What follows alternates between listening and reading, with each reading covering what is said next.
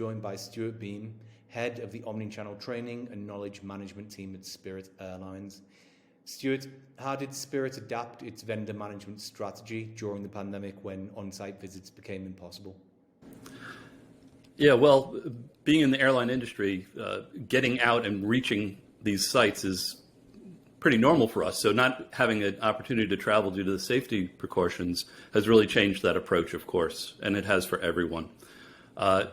We've really adapted into and moved comfortably into using the virtual environments.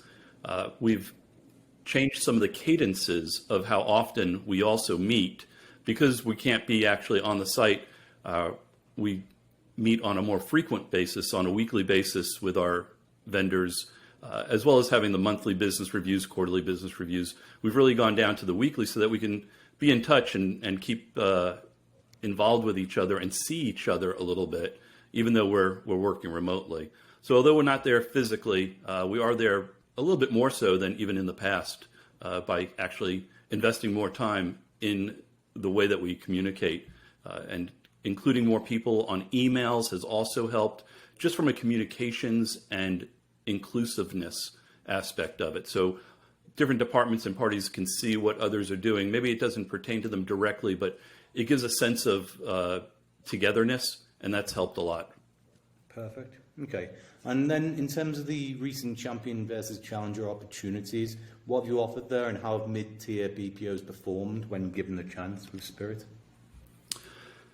Yeah, so as in most outsourced types of environments with BPOs, a lot of it has to do with how many seats are you giving each vendor, and when you look at those types of opportunities, we gauge that backwards by the metrics that they're producing, and through the pandemic, we've had to also look at how many people do they have available to us at that particular moment.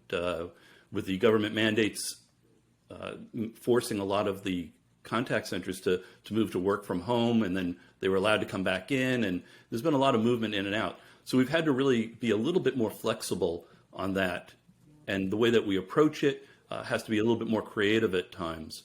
But when you put the opportunity out there, and you do find that there are certain vendors, BPOs out there that want to step up, and they've come up with more innovative ways sometimes to bring their teams together to rise to the occasion. So we've been flexible with them just as they've been very flexible with us, with our volumes, and just the agent moving in and out from brick and mortar to work from home has been a delicate dance, but our BPO partners have really done everything within their powers to make it work so that it works for them and it works for us, and ultimately it works for our guest. Great. And in terms then of when you start a relationship with a BPO, what are the kind of incentives that Spirit provides the BPO to kind of achieve that optimal performance? The BPOs are competitive with each other. They like to be the best. So we are actually very open with the dashboard results at a company level, so that they can see how they rank with each other, because we do put that champion challenger opportunity into play. So it's made available, it's visible to them, they see where they stand, and there's a lot of competition between the BPOs as well as within the BPO. So we all know that which team leader is doing better than another team leader, but similarly, even at the higher level between the companies, you'll see that type of competition, and if you open it up to them, they get to know where they stand. And so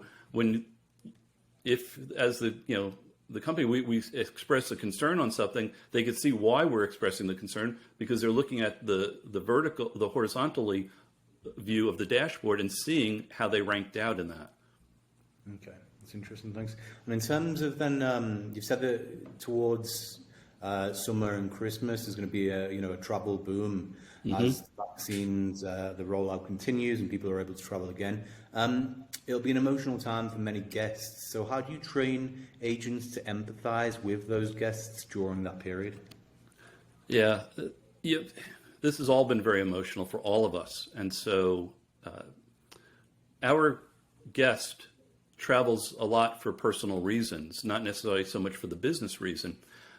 And when you talk about personal reasons, that becomes personal and it could be an emotional situation.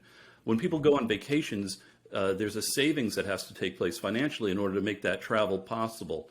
And so we actually remind our agents, and we hold recurrent trainings and coaching sessions, and that's built into all the learning plans, where we bring forward some of the items that are current and relevant at that moment. So when we're leading up to the summer, we know that schools are going to be letting out and that families want to start traveling for the vacations that they haven't been able to take for definitely the past COVID year. But if they've been saving up the financials to make that trip, there's a lot of built up excitement and emotion in that. And so we really go back to the basics of just being able to talk to each other. And it's a human connection.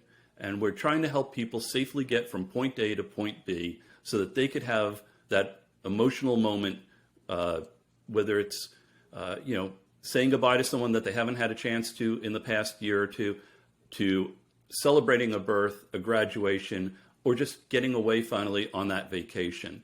And so leading into the summertime and then into the holiday season for the end of the year, as we wrap up this year, and coming out of the COVID, really reminding our team and letting them know you're going to be doing this, and so is the person who you're dealing with and working with. And so just make that personal connection.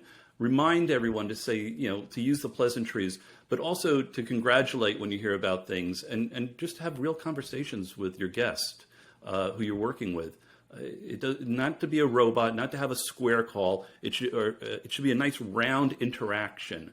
It should have no sharp edges. It should be a nice, good, soft interaction, and get them where they need to go as quickly as possible. Okay. And in terms of KPIs for agents and perhaps vendor sites themselves, how will they change then over this period when you're taking a slightly different approach? Yeah, everyone uses the standard KPIs that are out there. We have our CSAT scores, and I think the big one that we look at also is our first contact resolution. In the past couple of years, we've actually improved our customer satisfaction. Let's start with the CSAT. We've moved that from the high 60s into the 90s currently. So that's a huge move in a couple of years. So there's been a definite emphasis around that. We've improved our first contact resolution from the high 50s into the 90s also at this point. And all of that comes by way of our agents. Our team makes those types of things happen. We might have to remove roadblocks and do certain things to assist along that way, but investing back in our agents, it's about our people, and people will overcome a bad process or a process that has road bumps in it. But when you can get people to talk and be empathetic and listen and do everything in their power that they're empowered to do, then things get done. And so we've seen, by doing these internal actions, it shows up in our external KPIs. And it not only the external KPIs, but our internal team members see the difference.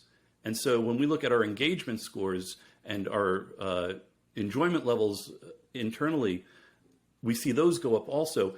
It tracks in the right direction. So investing in your own team produces the results externally.